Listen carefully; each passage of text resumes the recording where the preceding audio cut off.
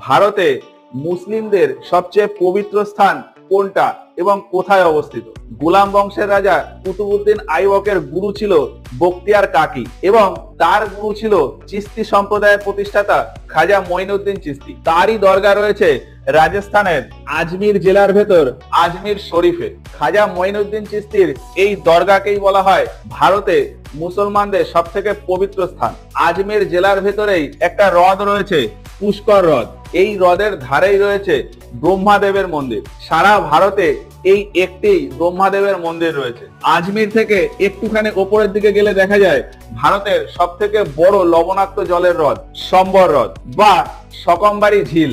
এই হ্রদ থেকে প্রচুর পরিমাণে লবণ তৈরি হয়। আর এই সম্বর হ্রদের ঠিক পশ্চিম দিকে একটা শহর আছে মাকরানা শহর। তাজমহল তৈরির জন্য শ্বেত পাথর এই মাকরানা অঞ্চল থেকে নেওয়া হয়েছিল। মাকরানাকে বলা হয় সাংমারমার সিটি।